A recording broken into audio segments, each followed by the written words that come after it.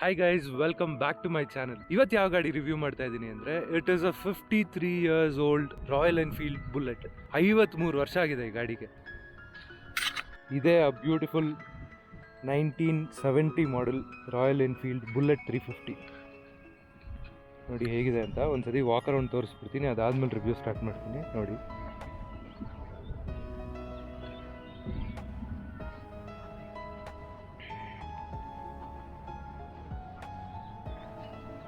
Engine ಇಂದ start ಮಾಡೋಣ. ಈ ಎಂಜಿನ್ ಬಂದು it is called caste iron engine. ಮುಂಚೆ ಬರ್ತಾ ಇದ್ದಲ್ಲ ಕ್ಯಾಸ್ಟ್ ಐರನ್ ಎಂಜಿನ್ಗಳೇ, ಬಟ್ ಇವಾಗ ಬರ್ತಾ ಇರೋದು UCE ಎಂಜಿನ್ ಅಂತ ಕರೀತಾರೆ. ಈ ಕ್ಯಾಸ್ಟ್ ಐರನ್ ಎಂಜಿನ್ಸ್ ಯಾವಾಗಿಂದ ಬರ್ತಾ ಇತ್ತು ಅಂದ್ರೆ right from the beginning till 2009, 2010 ಅಲ್ಲೂ ಕೆಲವು ಗಾಡಿಗಳು ಬಂದು 2010 ಅಲ್ಲೇ ಲಾಸ್ಟ್ ಈ ಗಾಡಿಗಳು ಬಂದಿತ್ತು. ಸೊ ಈ ಎಂಜಿನ್ ತುಂಬಾ ಸ್ಪೆಷಲ್. ಈ ಎಂಜಿನ್ ಬಂದು 349cc single cylinder 4-stroke air cooled engine. ಇದು ಎಷ್ಟು ಪವರ್ ಪ್ರೊಡ್ಯೂಸ್ ಮಾಡುತ್ತೆ ಅಂದ್ರೆ 18 bhp at 5000 rpm ಮತ್ತೆ 32 Nm of torque at 3000 rpm. ಇದೇ ಈ ಎಂಜಿನ್ ಸ್ಪೆಸಿಫಿಕೇಶನ್. ಮತ್ತೆ ಇನ್ನೊಂದು ಎಕ್ಸಾಕ್ಟ್ ಕ್ರಾಂಕ್ ವೇಟ್ ನನಗೆ ಗೊತ್ತಿಲ್ಲ, ಯಾಕಂದ್ರೆ ಕೆಲವು ಗಾಡಿನಲ್ಲಿ ಆಲ್ಟರ್ ಮಾಡಿರ್ತಾರೆ, ಕೆಲವು ಗಾಡಿನಲ್ಲಿ ಬಿಲ್ಟ್ ಇನ್ ಜಾಸ್ತಿನೇ ಬಂದಿರುತ್ತೆ. 1970s ಅಲ್ಲೆಲ್ಲ ಜಾಸ್ತಿನೇ ಬರ್ತಾ ಇತ್ತು ಕ್ರಾಂಕ್ ವೇಟ್. ಕ್ರಾಂಕ್ ವೇಟ್ ಜಾಸ್ತಿ ಆದ್ರೆ ಏನ್ ಯೂಸ್ ಅಂತ ಕೇಳಿದ್ರೆ, ನೀವು ಕ್ರಾಂಕ್ ವೇಟ್ ಜಾಸ್ತಿ ಆದಷ್ಟು ನೀವು ಟಾಪ್ ಗೇರ್ಸ್ ಲೋವರ್ ಸ್ಪೀಡ್ ಅಲ್ಲೂ ಹೋಗ್ಬೋದು, ಒಳ್ಳೆ ಬೀಟ್ ಕೇಳಿಸುತ್ತೆ, ಮತ್ತೆ ನಿಮಗೆ ಒಳ್ಳೆ ಮೈಲೇಜ್ ಬರುತ್ತೆ. 1960s, 1970s, 1980s ಅಲ್ಲೆಲ್ಲ ಒಳ್ಳೆ ಕ್ರಾಂಕ್ ಇತ್ತು, ಅಂದ್ರೆ ಹೆವಿ ಕ್ರಾಂಕ್ ಇತ್ತು. ಲೇಟರ್ ಆನ್ 1990s ಅಲ್ಲೆಲ್ಲ ಕ್ರಾಂಕ್ ವೇಟ್ ಕಡಿಮೆ ಮಾಡ್ಬಿಟ್ರು. ಕ್ರಾಂಕ್ ವೇಟ್ ಕಡಿಮೆ ಮಾಡಿದ್ರಿಂದ ನೀವು ಟಾಪ್ ಗೇರ್ ಅಂದ್ರೆ ಇದು actually 4-speed gear box. So top gear ಅಲ್ಲಿ ನೀವು ಹೋಗ್ಬೇಕು ಅಂದ್ರೂ 50 km/h ಆ ರೇಂಜ್ ಅಲ್ಲಿ ಹೋದ್ರೆ ಟಾಪ್ ಗೇರ್ ಅಲ್ಲಿ ಹೋಗ್ಬೋದು. ಬಟ್ ಈ ಗಾಡಿಗಳಲ್ಲಿ ಕ್ರಾಂಕ್ ವೇಟ್ ಜಾಸ್ತಿ ಇರೋದ್ರಿಂದ ನೀವು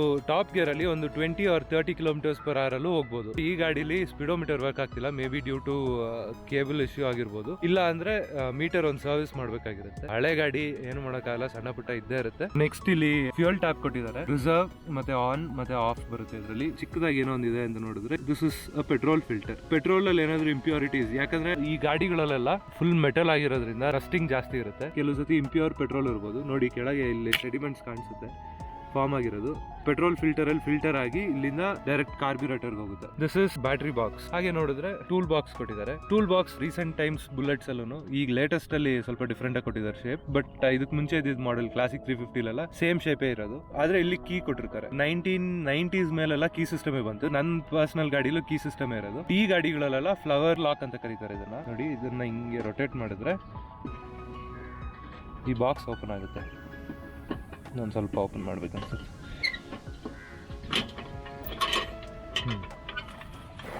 ನೋಡಿ, ಈ ತರ ಓಪನ್ ಆಗುತ್ತೆ. ರಸ್ಟಿಂಗ್ ಇದೆ, ಹಳೆ ಗಾಡಿ, ಒರಿಜಿನಲ್ ಪೇಂಟ್ ಅಲ್ಲಿ ಇದೆ ಅಂತ ಹೇಳಿದ್ರು ಓನರ್. ತಿರ್ಗಾ ಲಾಕ್ ಮಾಡೋದಕ್ಕೆ ಕ್ಲಾಕ್ ವೈಸ್ ರೊಟೇಷನ್ಸ್ ಮಾಡಿದ್ರೆ ಲಾಕ್ ಆಗುತ್ತೆ.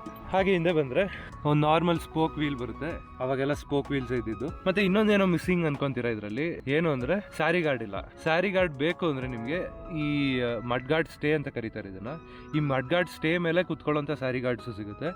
ಇಲ್ಲ ಅಂದ್ರೆ ಈ ಮಡ್ ಗಾರ್ಡ್ ಸ್ಟೇ ಫ್ರೇಮ್ ಜೊತೆನೆ ಸ್ಯಾರಿ ಗಾರ್ಡ್ ಬರೋದು ಇದೆ. ನನ್ನ ಗಾಡಿಲಿ ನಾನು ಒಂದು ಕ್ಲಿಪ್ ಹಾಕ್ತೀನಿ. ನನ್ನ ಗಾಡಿಲಿ ಈ ಮಡ್ ಗಾರ್ಡ್ ಸ್ಟೇನು ಸ್ಯಾರಿ ಗಾರ್ಡು ಒಂದೇ ಪೀಸಲ್ಲೇ ಇದೆ. ಇದೇನಪ್ಪ ಇದು ಲಾಕು, ಇದು ಯಾಕೆ ಇಲ್ಲಿ ನೇತಾಡ್ತಿದೆ ಅಂತ ನೀವು ಕೇಳಿದ್ರೆ, ಹಳೆ ಗಾಡಿಗಳಲ್ಲಿ ಹ್ಯಾಂಡಲ್ ಲಾಕ್ ಬರಲ್ಲ.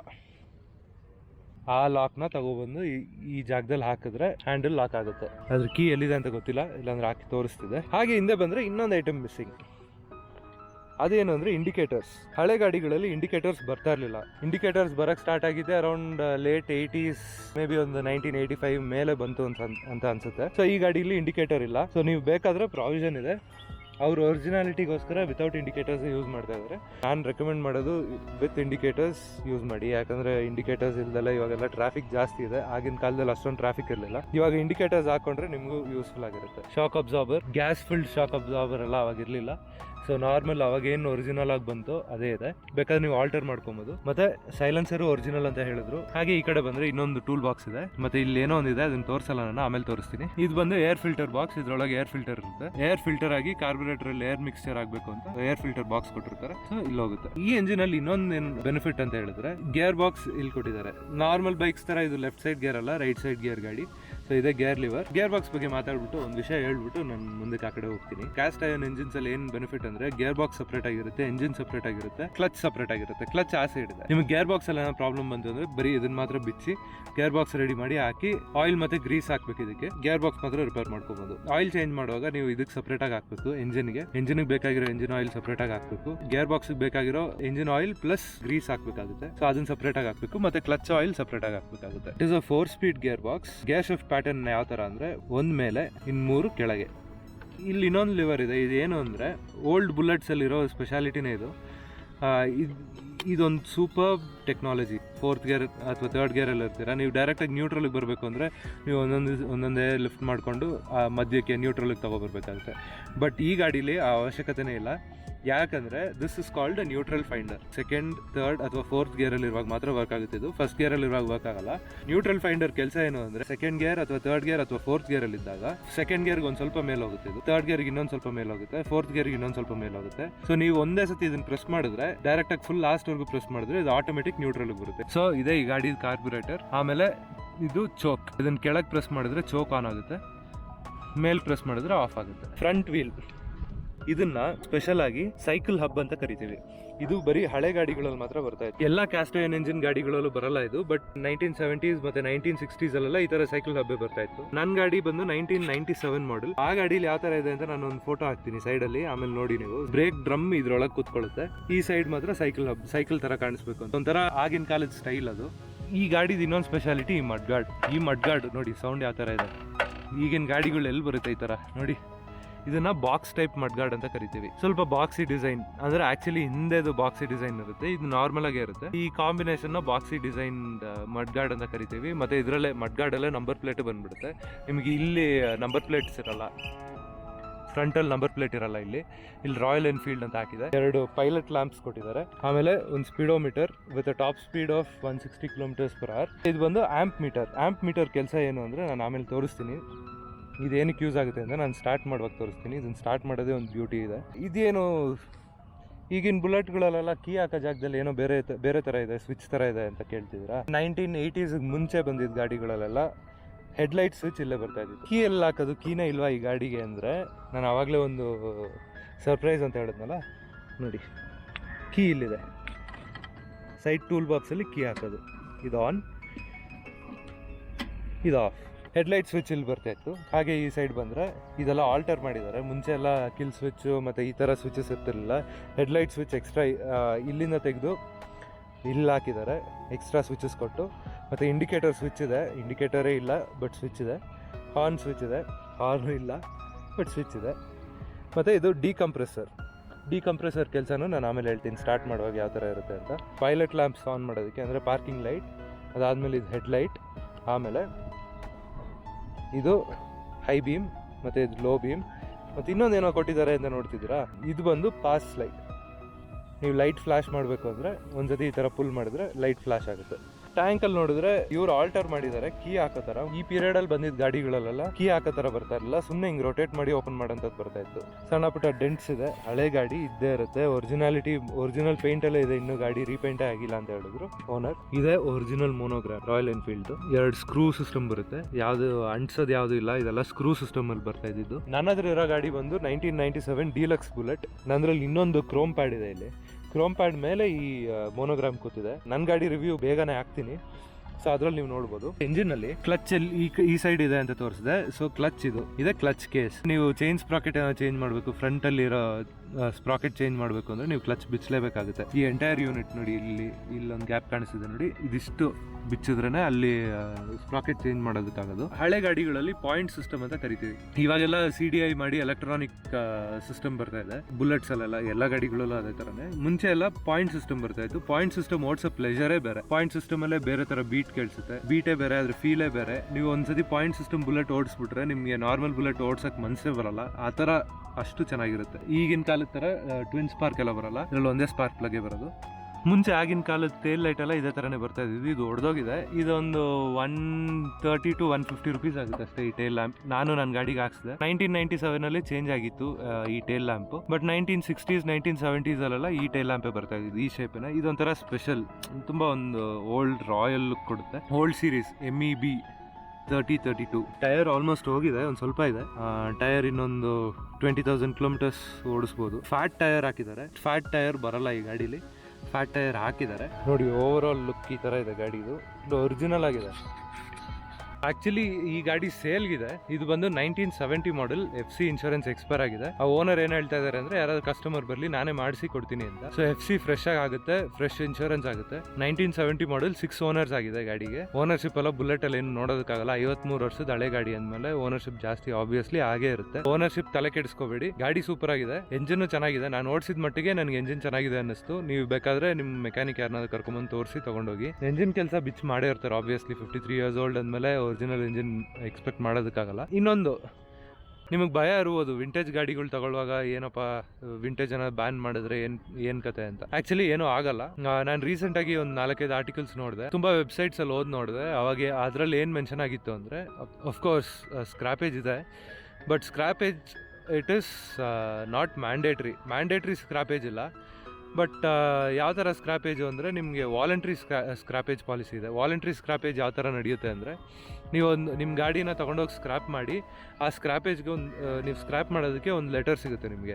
ಆ ಲೆಟರ್ನ ನೀವು ತೊಗೊಂಡೋಗಿ ನೀವು ಹೊಸ ಗಾಡಿ ತೊಗೊಳ್ಳುವಾಗ ನೀವು ಆ ಲೆಟರ್ನ ಕೊಟ್ಟರೆ some percentage of road tax, ಅಂದರೆ ನಿಮ್ಮ ಹೊಸ ಗಾಡಿ ರಿಜಿಸ್ಟ್ರೇಷನ್ ಚಾರ್ಜಸ್ ಅಥವಾ ರೋಡ್ ಟ್ಯಾಕ್ಸ್ ಮೇಲೆ ಒಂದು ಡಿಡಕ್ಷನ್ ಅಮೌಂಟ್ ಸಿಗುತ್ತೆ, ನಿಮಗೆ ಒಂದು ಡಿಸ್ಕೌಂಟ್ ಸಿಗುತ್ತೆ.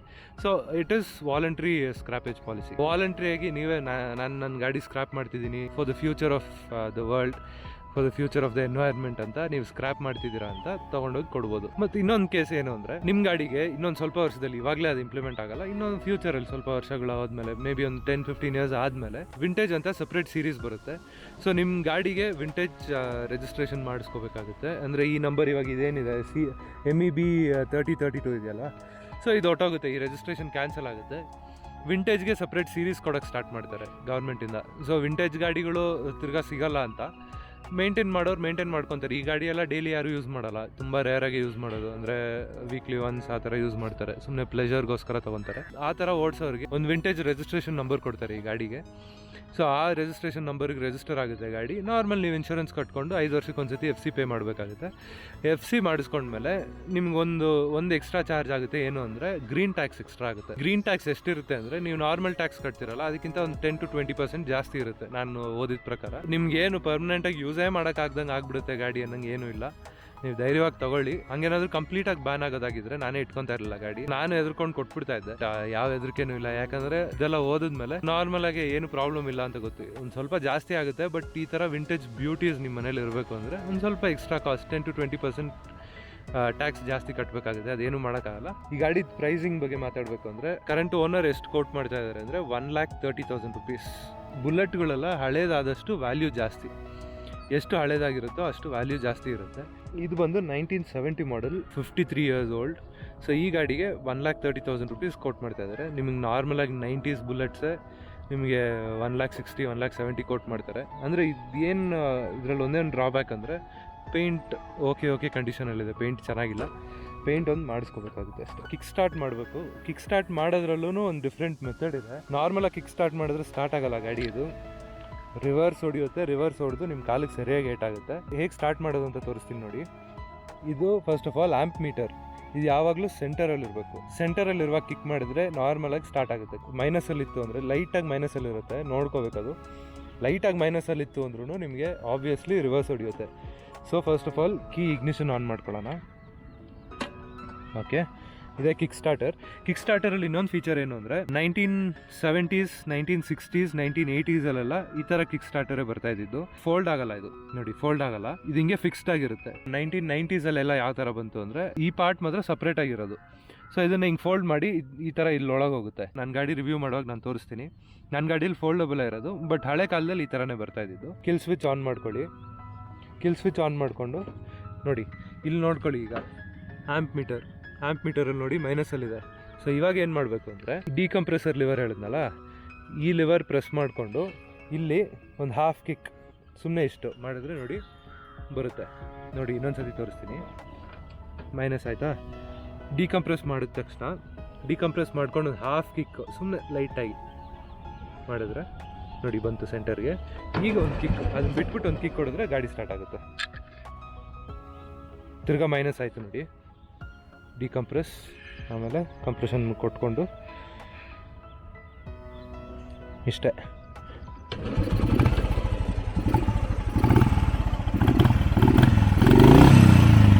ಯಾವುದೇ ರೀತಿ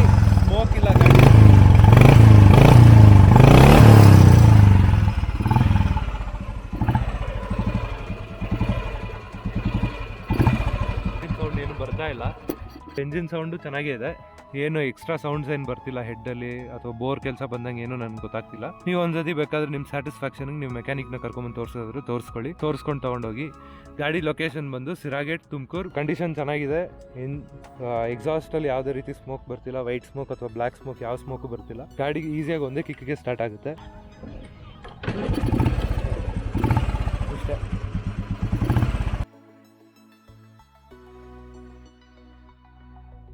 ಗಾಡಿ ಹೇಗಿದೆ ಓಡಿಸೋದಕ್ಕೆ ಅಂತ ನೋಡೋಣ.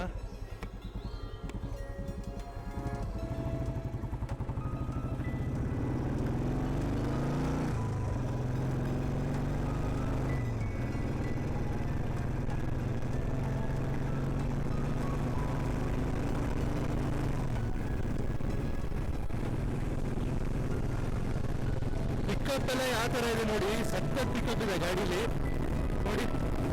ಸ್ಪೀಡೋಮೀಟರ್ ಒಂದು ವರ್ಕ್ ಆಗ್ತಿಲ್ಲ, ಅಷ್ಟು ಬಿಟ್ರೆ ಗಾಡಿ ಪಿಕಪ್ ಎಲ್ಲ ಸಕ್ಕತ್ತಾಗಿದೆ. ನನ್ನ ಪ್ರಕಾರ ನನಗೆ 99% ಶೋರ್ ಆಗಿದೆ ಎಂಜಿನ್ ಕೆಲಸ ಈಗಂತೂ ಬರೋದಿಲ್ಲ ಗಾಡೀಲಿ. ನೋಡಿ ಯಾವ ಥರ ಇದೆ ಅದು ಗಾಡಿ. ನೀವು ಯಾರು ಈ ಥರ ಓಡ್ಸೋಕೆ ಹೋಗ್ಬೇಡಿ, ನಾನು ಗಾಡಿ ಪರ್ಫಾರ್ಮೆನ್ಸ್ ತೋರ್ಸೋಕ್ಕೋಸ್ಕರ ಓಡಿಸ್ತಾ ಇದ್ದೀನಿ ಅಷ್ಟೇ.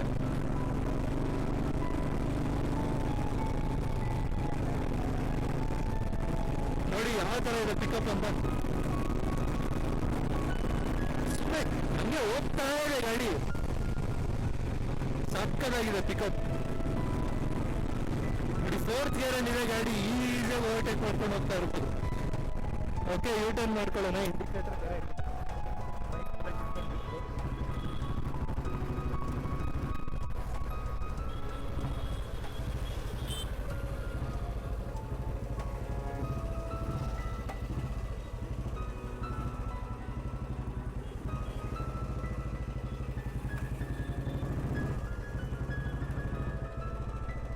ಸ್ವಲ್ಪ ವಿಂಡ್ ನಾಯ್ಸ್ ಇದ್ರೆ ಪ್ಲೀಸ್ ಎಕ್ಸ್ಕ್ಯೂಸ್, ಯಾಕಂದರೆ ಬೈಕ್ ಕ್ಲಿಪ್ ಆಗ್ತಿಲ್ಲ ಅಲ್ಲಿ. ಸ್ವಲ್ಪ ಕೆಳಗೆ ಕ್ಲಿಪ್ ಮಾಡಿದ್ದೀನಿ, ಅದು ಸ್ವಲ್ಪ ವಿಂಡ್ ನಾಯ್ಸ್ ಇರ್ಬೋದು. ಬಟ್ ಸ್ಟಾರ್ಟಿಂಗಲ್ಲಿ ನಿಮಗೆ ಎಂಜಿನ್ ಸೌಂಡ್ ಅಂದರೆ ವಿಂಡ್ ನಾಯ್ಸ್ ಯಾವುದು ಕೇಳಿಸಿರಲ್ಲ ಅಂದ್ಕೊಂಡಿದ್ದೀನಿ. ಹೆವಿ ಕ್ರಾಂಕ್ ಬಗ್ಗೆ ಮಾತಾಡೋಣ. ನಾವು ಇವಾಗ ನನ್ನ ಪ್ರಕಾರ ಒಂದು 20 or 30 km/h ಸ್ಪೀಡಲ್ಲಿ ಹೋಗ್ತಾ ಇರ್ತೀವಿ. ಟಾಪ್ ಗೇರಲ್ಲಿದೆ, 4th ಗೇರಲ್ಲಿದೆ ಗಾಡಿ ನೋಡಿ, ಹೋಗ್ತಾ ಇದೆ ಆರಾಮಾಗಿ ಹೋಗ್ತಿಲ್ಲ. ಸ್ಪೀಡೋಮೀಟರ್ ಇಲ್ಲ, ಇದ್ದಿದ್ರೆ ತೋರಿಸ್ತಾ ಇದೆ. ಸೊ ಇದೇ ಹೆವಿ ಕ್ರಾಂಕ್ ಬೆನಿಫಿಟ್ ಅಂದರೆ ಇದೆ. ಮತ್ತು ಈ ಥರ ಹೋಗೋದ್ರಲ್ಲಿ ನಿಮಗೆ ಬೀಟ್ ಕೇಳಿಸ್ತಾ ಇದೆಯಲ್ಲ ನನಗೆ ಗೊತ್ತಿಲ್ಲ, ಬೀಟ್ ತುಂಬ ಚೆನ್ನಾಗಿ ಕೇಳಿಸುತ್ತೆ ಬೀಟ್. ಮತ್ತು ಗಾಡಿ ಓವರ್ ಆಲ್ ಕಂಡೀಷನ್ ತುಂಬ ಚೆನ್ನಾಗಿದೆ ನೋಡಿ. ಇನ್ನೂ ಸ್ಲೋ ಡೌನ್ ಆಯಿತು, ಅದಕ್ಕೋಸ್ಕರ ಇದಾಗ್ತಿದೆ ಅಷ್ಟೇ ನೋಡಿ. ಗೇರ್ ಬಂದ್ ಮಾಡಿ ಹೋಗ್ತಾ ಇದೆ. ಅಲ್ಲಿ ಯೂ ಟರ್ನ್ ಮಾಡಿಬಿಟ್ಟು ಇನ್ನೊಂದ್ಸತಿ ಮ್ಯಾಕ್ಸಿಮಮ್ ಪರ್ಫಾರ್ಮೆನ್ಸ್ ತೋರಿಸ್ತೀನಿ ಗಾಡಿ ಯಾವ ಥರ ಇದೆ ಅಂತ. ಸೊ ಓವರ್ ಆಲ್ ಗಾಡಿ ಚೆನ್ನಾಗಿದೆ. FC ಇನ್ಶೂರೆನ್ಸ್ ಮಾಡಿಕೊಡ್ತಾರೆ ಫ್ರೆಶ್ ಆಗಿ.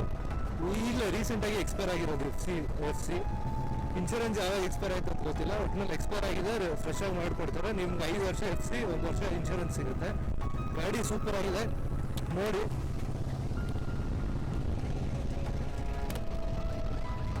ಇಂಡಿಕೇಟರ್ ಇಂದಲೇ ಎಷ್ಟು ಹಿಂಸೆ ನೋಡಿ, ಒಂದೊಂದಕ್ಕೂ ಕೈ ತೋರಿಸ್ಬೇಕಾಗಿದೆ. ಗೇರ್ ಸ್ಲಿಪ್ಪು ಏನೂ ಇಲ್ಲ ಆ ಥರ.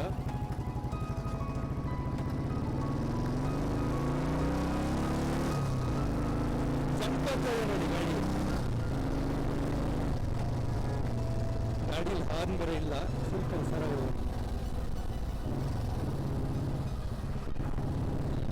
ಮಿರರು ಇಲ್ಲ, ಹಾರ್ನ್ ಇಲ್ಲ, ಇಂಡಿಕೇಟರ್ ಇಲ್ಲ.